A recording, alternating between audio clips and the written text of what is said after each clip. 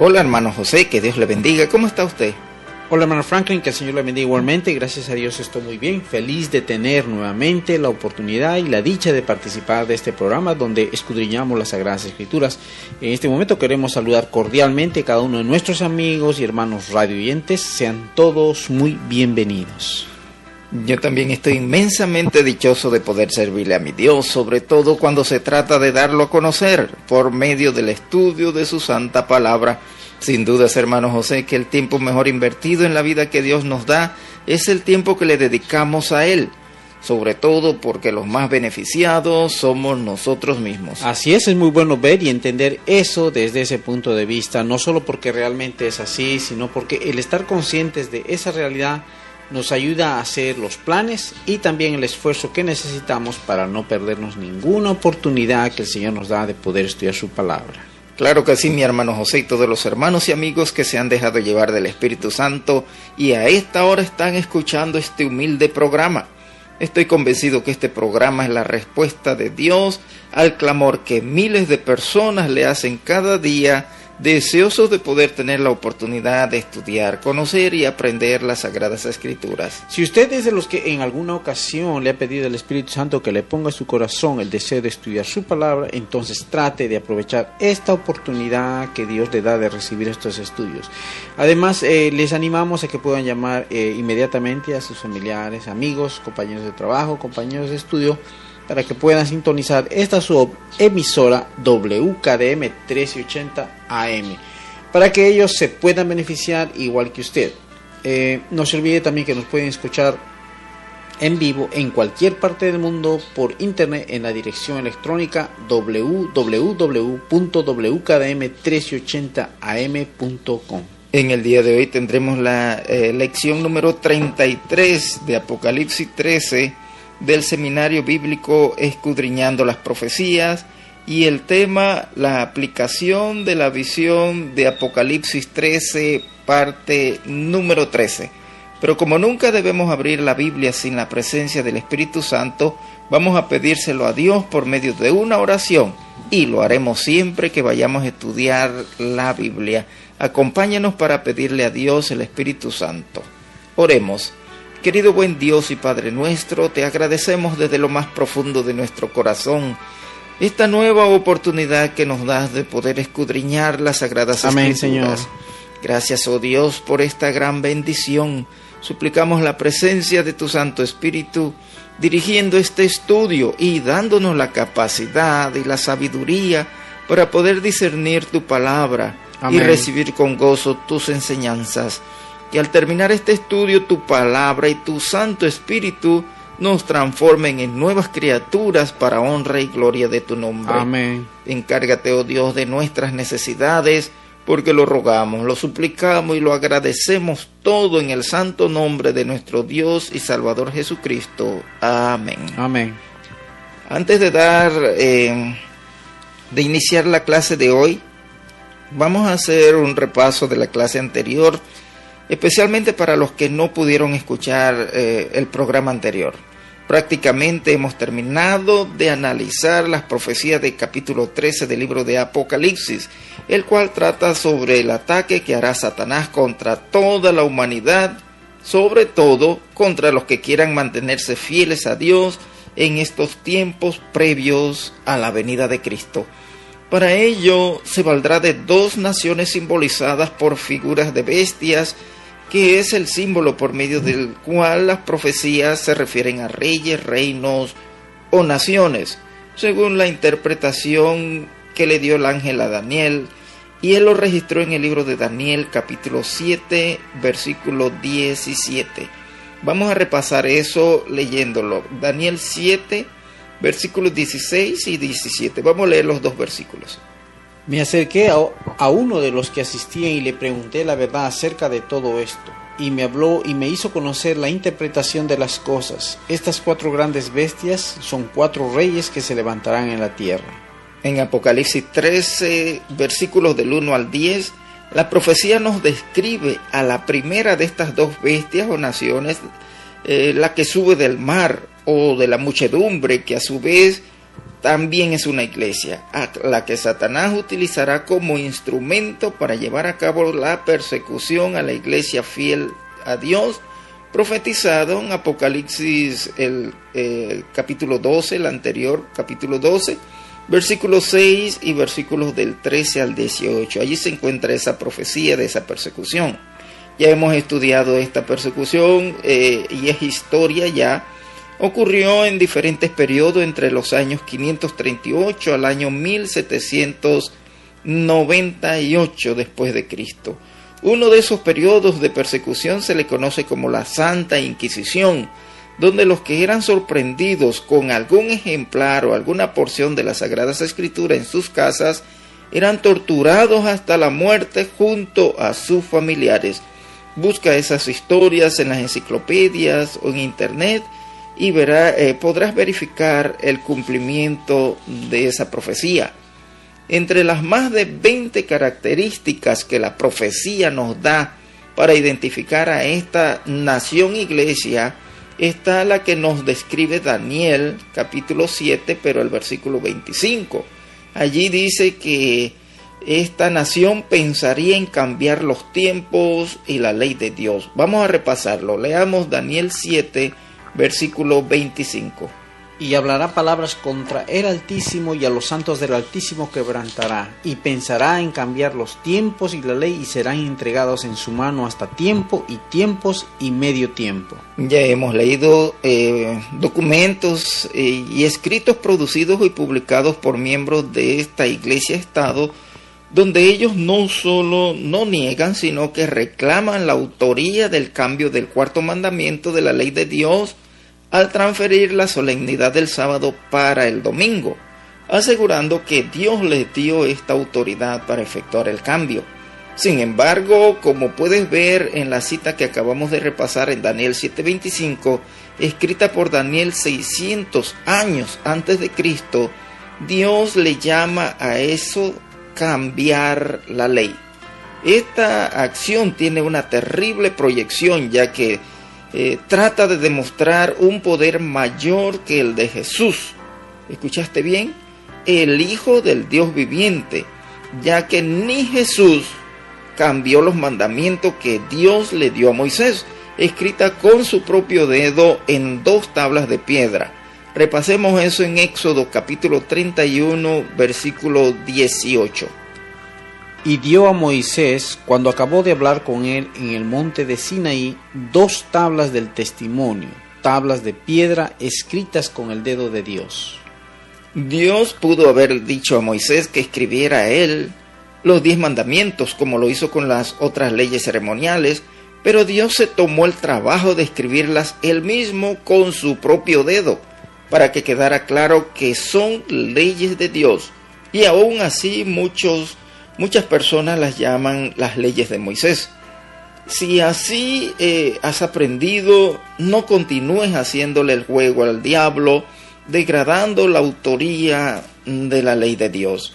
Además, Dios pudo haberlas escrito en madera, o en la tierra, o en un papiro, etc., pero las escribió en tablas de piedra, para dar a entender que la ley de los 10 mandamientos es de carácter permanente, como le dice el Salmo 111, versículos 7 y 8. Vamos a leerlo. Salmo 111, versículos 7 y 8.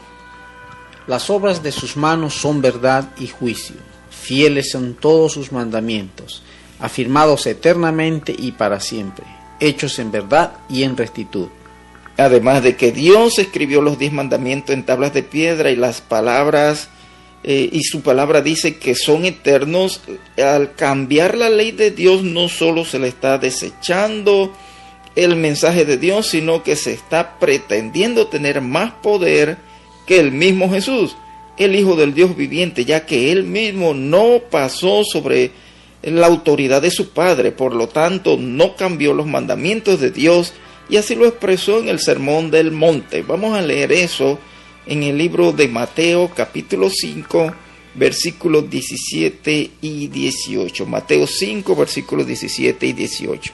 No penséis que he venido para abrogar la ley o los profetas. No he venido para abrogar, sino para cumplir. porque de cierto os digo que hasta que pasen el cielo y la tierra, ni una jota ni una tilde pasará de la ley, hasta que todo se haya cumplido. Analizando las cosas desde esta perspectiva, se puede ver a simple vista que, tal como dice la profecía, existe una pugna por lograr la obediencia del hombre entre Dios, que no se da por vencido, y los instrumentos humanos que utiliza el enemigo, que muchos de ellos ni siquiera se dan cuenta. Quienes insisten en querer convencer al resto de los cristianos de algo que no tiene respaldo bíblico, y han enseñado que cualquier día que tú le dediques a Dios está bien, aunque la mayoría lo hacen el primer día de la semana, tal como lo instituyó la Iglesia romana.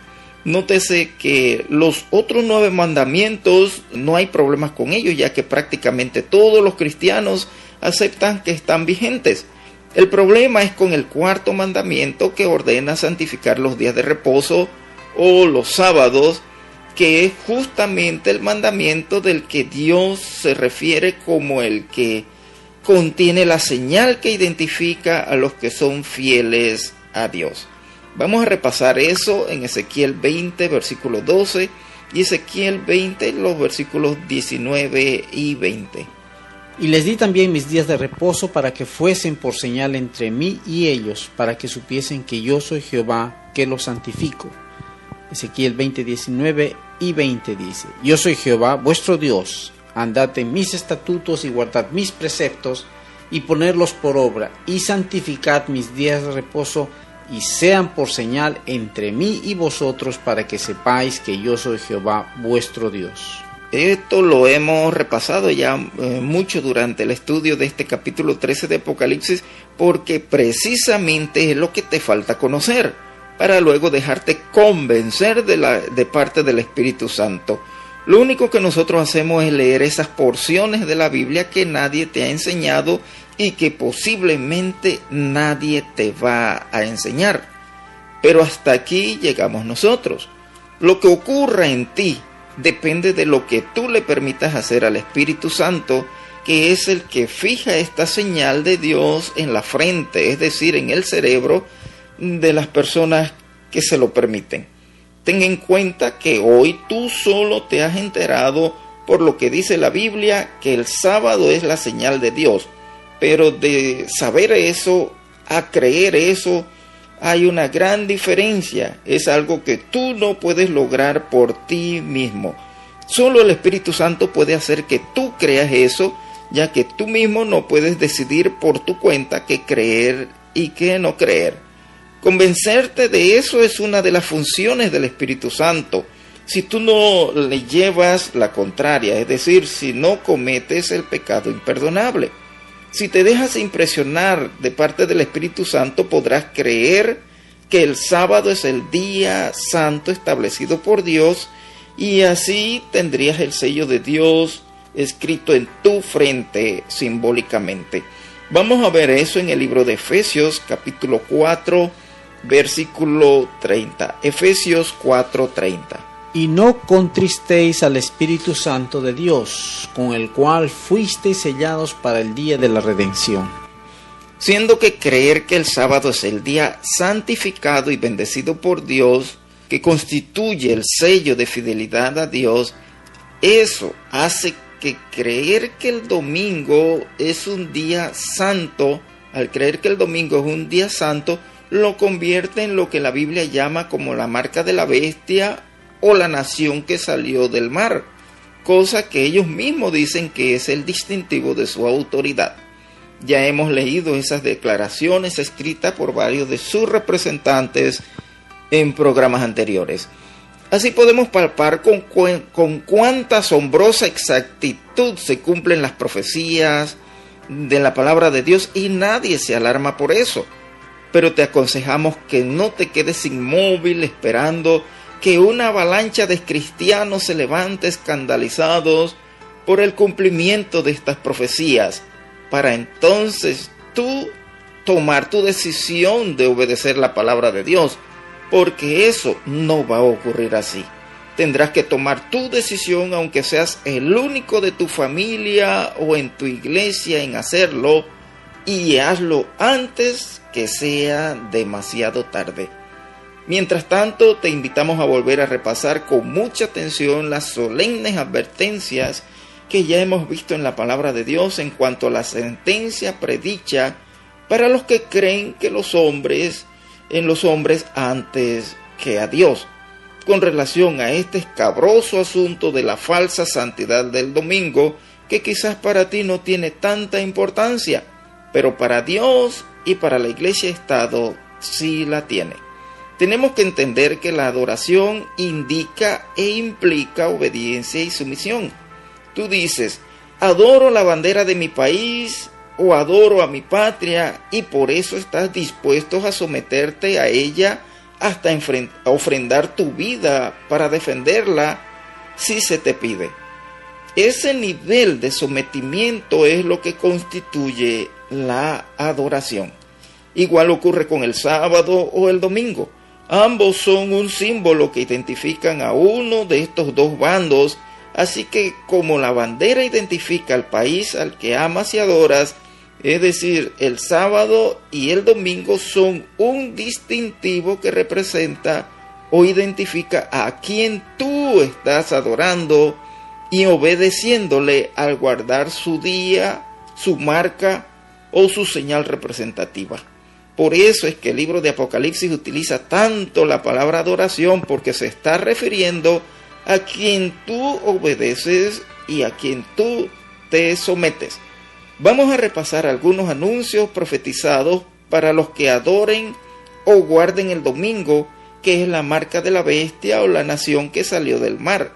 Busquemos Apocalipsis capítulo 14, y vamos a leer los versículos 9 al 11, donde dice que el que adora a la bestia y a su imagen y recibe la marca en su frente o en su mano, él también beberá del vino de la ira de Dios. Pero mejor vamos a leerlo en la Biblia. Apocalipsis 14, versículos del 9 al 11.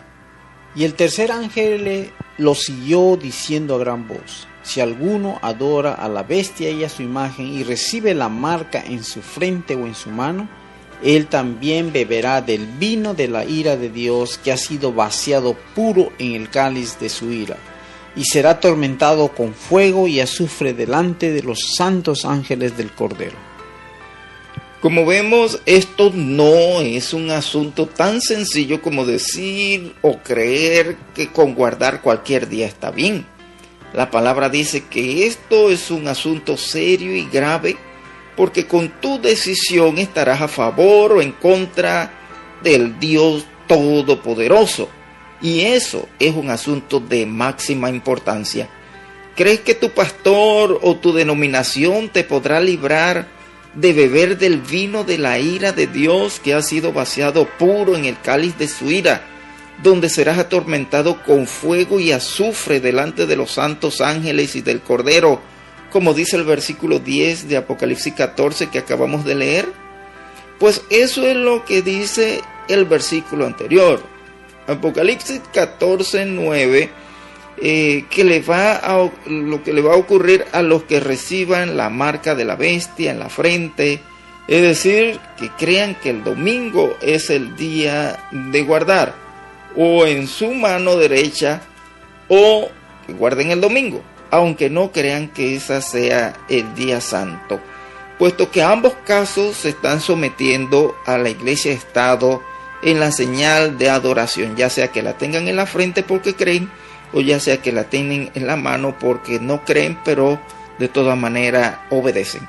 El asunto no termina allí. Apocalipsis 14:11 sigue describiendo lo que ocurrirá a los que reciban la marca de la bestia, que es la adoración del domingo. Leamos allí mismo en Apocalipsis 14, pero ahora el versículo 11. Y el humo de su tormento sube por los siglos de los siglos, y no tienen reposo de día ni de noche los que adoran a la bestia y a su imagen, ni nadie que reciba la marca de su nombre. Apocalipsis 16 nos habla de las 7 postreras plagas que van a caer sobre la tierra antes de la venida de Cristo. Y el versículo 2 de Apocalipsis 16 nos dice que la primera, escucha bien, la primera de estas plagas va a caer únicamente sobre los que adoren a la bestia y tengan su marca, que es el domingo. Vamos a leerlo en Apocalipsis 16, 1 y 2 y léelo para que te cerciores que no lo estamos inventando nosotros, sino que lo dice la palabra de Dios. Apocalipsis 16, versículos 1 y 2. Oí una gran voz que decía desde el templo a los 7 ángeles, id y derramar sobre la tierra las 7 copas de la ira de Dios. Fue el primero y derramó su copa sobre la tierra, y vino una úlcera maligna y pestilente sobre los hombres que tenían la marca de la bestia y que adoraban su imagen. Esos acontecimientos ocurrirán en un futuro no muy lejano, por cierto, pero la oportunidad, escucha bien, la oportunidad de escapar de esas profecías es hoy, no en el momento en que estén ocurriendo.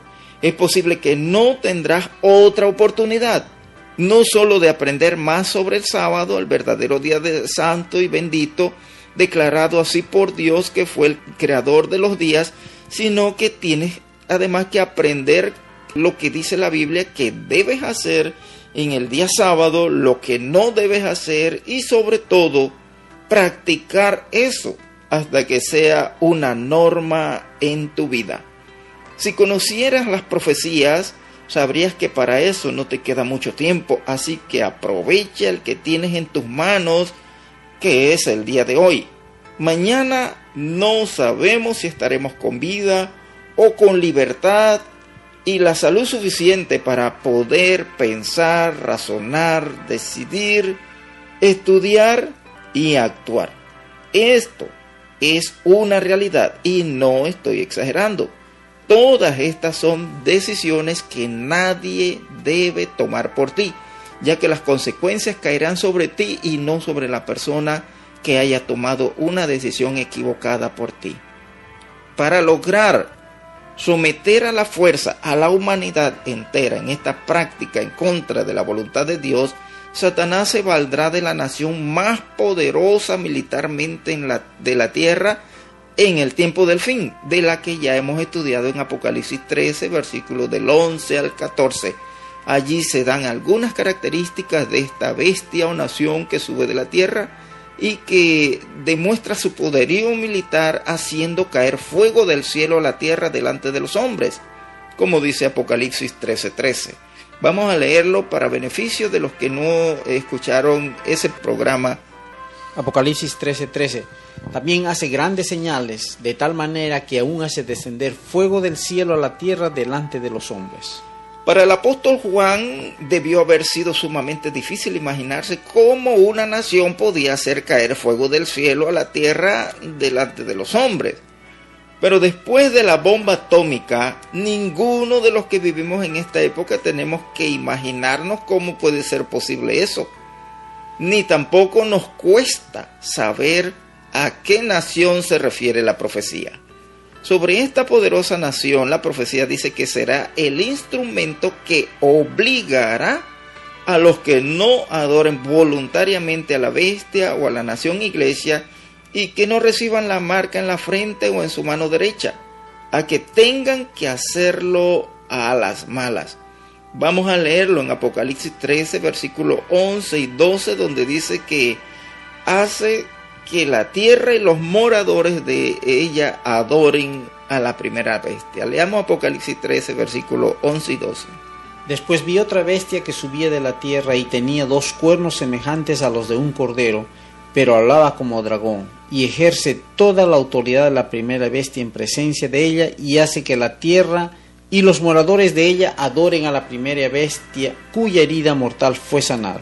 La profecía dice que esta nación controlará al mundo no solo en el aspecto militar, sino también en cuanto a lo comercial, puesto que logrará que el que no adore a la nación iglesia y reciba su marca, no podrá comprar ni vender. Vamos a leerlo, Apocalipsis 13, pero ahora los versículos 16 y 17. Y hacía que a todos, pequeños y grandes, ricos y pobres, libres y esclavos, se les pusiese una marca en la mano derecha o en la frente, y que ninguno pudiese comprar ni vender sino el que tuviese la marca o el nombre de la bestia o el nombre número de su nombre. La polémica por este asunto sobre el sábado y el domingo viene tan drástico que esta nación hará que se aplique pena de muerte para los que no adoren a la imagen de la primera bestia. Allí mismo en Apocalipsis 13 vamos a leer eso en el versículo número 15. Y se le permitió infundir aliento a la imagen de la bestia para que la imagen hablase e hiciese matar a todo el que no la adorase. Aquí se presenta otro problema más grande que la muerte del cuerpo, ya que la profecía dice, escucha bien, que todos los que adoren a la bestia que subió del mar no serán inscritos en el libro de la vida del Cordero, que es el libro que contiene los nombres de las personas que serán salvadas por Jesús cuando venga en gloria y majestad.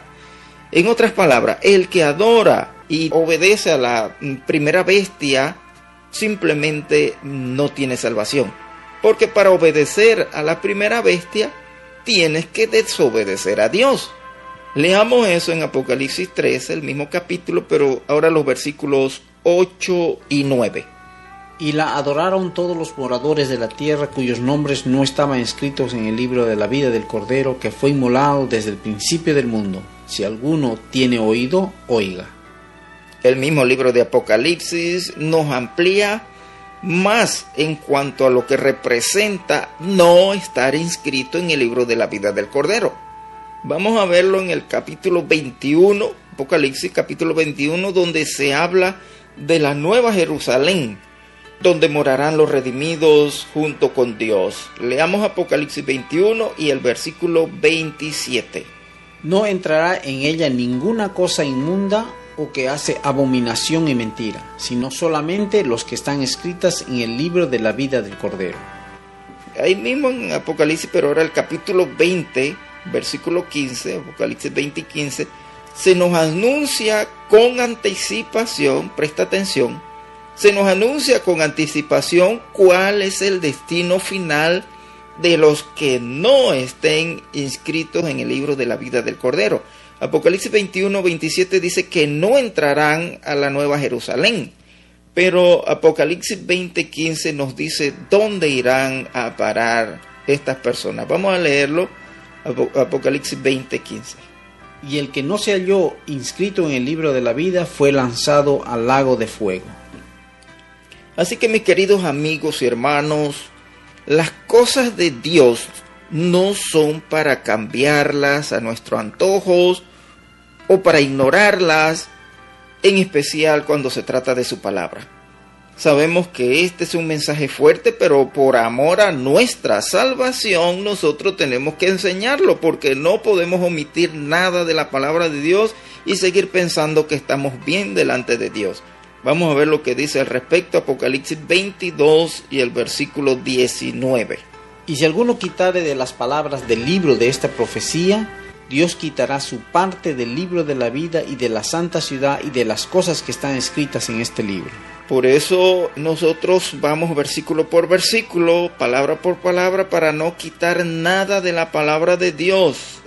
La Biblia nos da mensajes muy fuertes y pues lamentablemente por consideración a las personas tenemos que hacerlo, porque si no es nuestro nombre el que será borrado del libro de la vida del Cordero.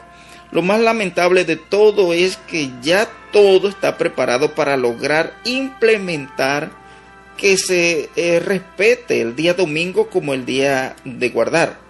Para eso se están haciendo leyes de los hombres, es decir, de parte de los gobiernos, que obliguen a las personas a no trabajar los domingos.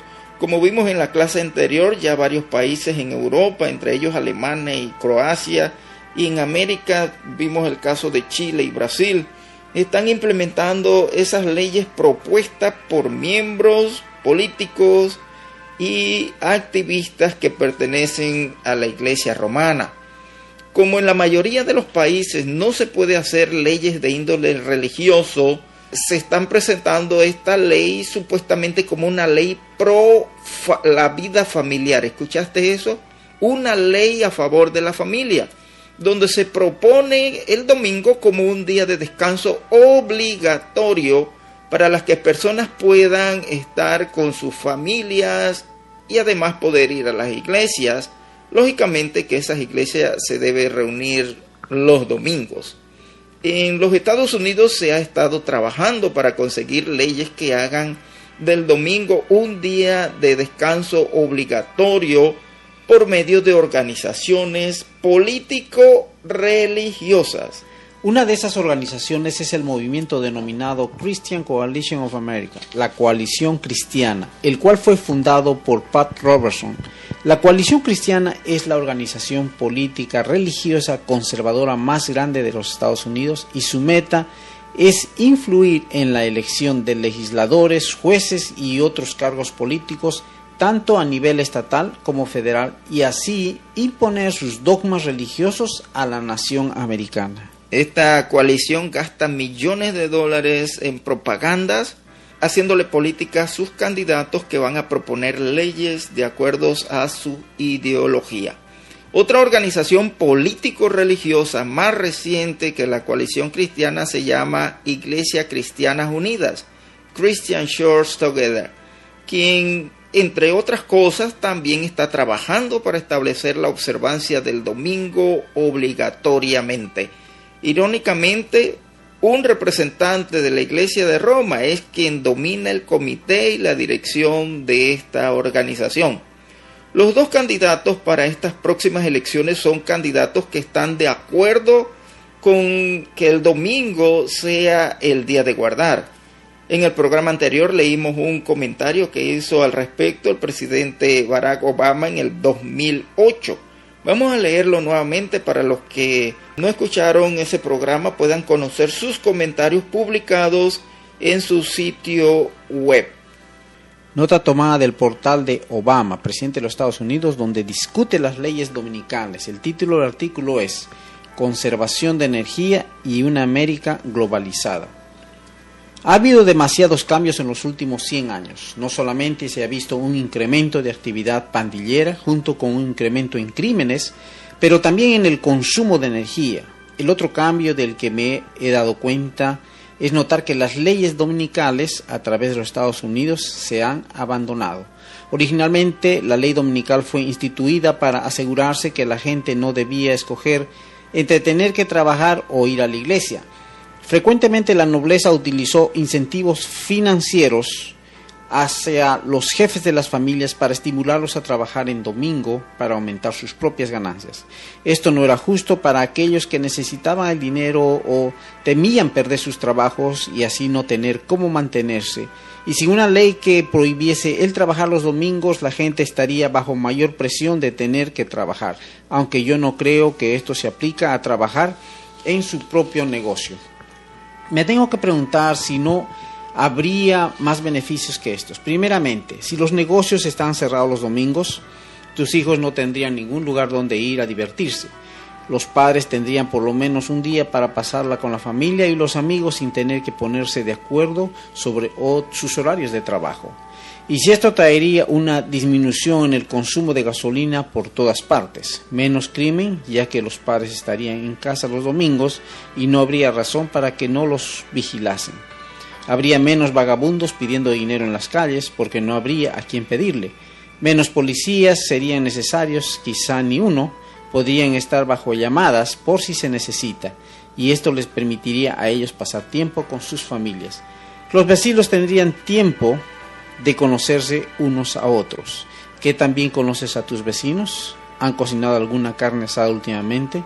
En estos momentos creo que la gente tiene la oportunidad de hacer carnes asadas en reuniones. Son gente con un poco más de libertad financiera en la colonia en la que viven. El horario en que trabajas hace que se determine la clase social a la que perteneces y demarca esas líneas sociales aún más firmemente. Así que quizás deberíamos considerar en establecer una ley dominical, no para restringir a las personas a trabajar, sino para dar libertad a los que no tienen la oportunidad de escoger. ¿Te puedes imaginar cuántos dólares en impuestos nos ahorraríamos en esto? El problema es que no creo que esto sea aceptada en Washington, D.C. y los estados que reúnen impuestos sobre las ganancias o income tax. Esa es la razón original de por qué las leyes dominicales fueron abolidas. La gente era forzada a trabajar más días, algunos trabajadores de medio tiempo sin seguro médico. Fuente tomada en my.barackobama.com. Esa es la abierta opinión del presidente Barack Obama en el 2008. Sabemos que el senador Mitt Romney es mormón y por lo tanto también fue enseñado a respetar el domingo. Es decir, por cualquiera de las dos vías, el fin es el mismo. Tendríamos un presidente dispuesto a colaborar con implementar las leyes dominicales en este país. En cuanto a los esfuerzos de parte de la Iglesia de Roma por convencer al mundo de aceptar como buena una ley que se refiere supuestamente solo a la familia, tenemos la carta que envió el Papa Benedicto XVI al presidente del Consejo Pontificio para la Familia, el cardenal Ennio Antonelli, presentada el 24 de septiembre del 2010 en la preparación del 7º Encuentro Mundial de las Familias, que se celebraría en Milán del 30 de mayo al 3 de junio del 2012, sobre el tema la familia, el trabajo y la fiesta. Vamos a leer parte de esta carta para que tomemos en cuenta o conozcamos los puntos que se tomaron en ese Encuentro Mundial de la Familia, porque ya ese encuentro pasó. Venerable hermano cardenal Ennio Antonelli, presidente del Consejo Pontificio para la Familia, al final del 6º Encuentro Mundial de las Familias celebrado en Ciudad de México en enero de 2009, anuncié que la siguiente cita de las familias católicas de todo el mundo con el sucesor de Pedro tendría lugar en Milán en el 2012, sobre el tema la familia, el trabajo y la fiesta. Deseando ahora empezar la preparación de este evento tan importante, estoy contento de precisar que se celebrará, si Dios quiere, el 30 de mayo al 13 de junio y de ofrecer al mismo tiempo algunas indicaciones más detalladas sobre la temática y la manera de actuar.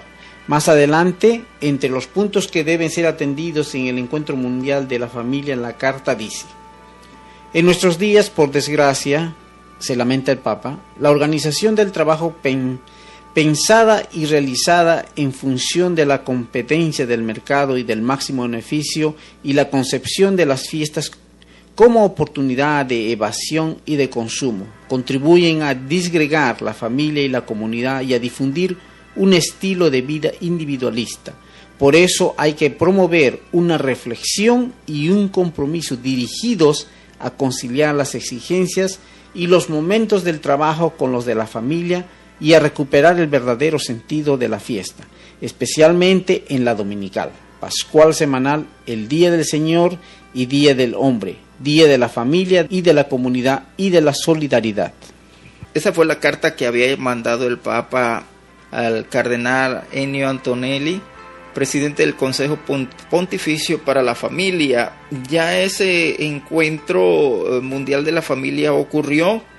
Tenemos que entender que por ahora estos son asuntos internos de la Iglesia Católica, pero eventualmente esos propósitos serán llevados a todos los países donde hay católicos, donde serán puestos o propuestos como leyes por los miembros del gobierno que sean católicos o que simpaticen con ellos. Para el día de hoy ya ese encuentro mundial se realizó, como he dicho, tenemos un resumen de 14 páginas de lo que se trató en ese encuentro. Vamos a tratar de leer algo de lo que tenemos porque es mucho material. En la introducción dice así: la finalidad de esta presentación es compartir los aspectos que considero relevantes del 7º Encuentro Mundial de la Familia, celebrado recientemente en Milán sobre el tema la familia, el trabajo y la fiesta. El 7º Encuentro Mundial de la Familia se desarrolló en Milán del 30 de mayo al 3 de junio de 2012. Se realizaron un total de 32 exposiciones, 6 conferencias y 26 paneles temáticos. Entre algunas de las ideas extraídas de la conferencia tenemos las siguientes. Dios es un Dios de fiesta y se la ofrece al hombre. No se puede festejar individualmente. La fiesta es siempre comunitaria. Se coloca como una tradición, memoria, presente y futuro. Así recupera la vida y la regenera. La diversión no tiene tradición. La fiesta por excelencia es el domingo, anticipo de la fiesta eterna. Hay que defenderla del mercado y del trabajo non-stop. Hay que santificarla con la misa, con el reposo y con los afectos familiares. No podemos vivir sin el domingo. Es el centro de la vida cristiana. Somos una sociedad más de la diversión que de la fiesta. La familia es el lugar donde se aprende la fiesta. La fiesta para el cristiano es la Eucaristía. El Congreso Teológico Pastoral en Milán participaron alrededor de 7,000 personas provenientes, escucha bien, de 150 países. Al finalizar el 7º Encuentro Mundial de la Familia, el Papa anunció que el próximo encuentro será en Filadelfia, en los Estados Unidos, en el año 2015. ¿Escuchaste eso? Por asunto de tiempo tenemos que parar por aquí, pero como podemos apreciar este encuentro, aunque es una actividad netamente de la Iglesia Católica, sin embargo, ese mensaje será llevado a esos 150 países representados en ese encuentro, quienes lo pondrán en marcha en sus respectivos niveles. La profecía no se detiene, así como no se detiene el tiempo. El próximo encuentro será aquí en los Estados Unidos en el año 2015. Presta atención cada día a las noticias y podrás darte cuenta cómo se va a ir preparando el escenario en las mentes de las personas para que estas leyes aparentemente buenas sean aceptadas sin ningún problema y sin ninguna sospecha sobre lo que sigue después. Hermano Franklin, queridos oyentes, realmente estoy impresionado y agradecido a Dios por haberme permitido la bendición de participar del estudio de hoy en este seminario sobre las profecías bíblicas de los libros de Daniel y Apocalipsis, escudriñando las profecías. Por lo tanto, quisiera expresar mi agradecimiento a Dios por medio de una oración. Oremos. Querido buen Dios, Padre y Señor nuestro, te agradecemos inmensamente por habernos permitido participar de este estudio en el día de hoy. Gracias, Señor, por las enseñanzas recibidas por medio del Espíritu Santo directamente en las Sagradas Escrituras. Suplicamos que lo que hoy hemos aprendido sobre el cumplimiento de las profecías, tal cual como lo habías anunciado, nos ayuden, oh Dios, a confiar en el cumplimiento de las profecías que faltan por cumplirse. Amén. Sí, oh Padre, con cada persona que ha escuchado este programa, asimismo suplicamos, multiplique las bendiciones para nuestros patrocinadores, para que este programa se pueda mantener en el aire por mucho tiempo más. Perdona nuestros pecados, límpianos y purifícanos por medio de la preciosa sangre de tu Hijo amado que derramó en la cruz del Calvario por nuestros pecados. Te lo pedimos, Señor, todo en nombre de tu Hijo amado Jesús. Amén. Amén. Bien, amables amigos y hermanos oyentes, gracias una vez más por escucharnos. Esperamos que anotes en tu agenda nuestro compromiso la próxima semana, si Dios lo permite. Recuerda, si tenías que perderte algún programa de este seminario profético, debió haber sido el de hoy. El próximo, no te lo pierdas por nada de este mundo. Estuvimos con ustedes sus amigos y hermanos en Cristo, José y Franklin. Que Dios les bendiga.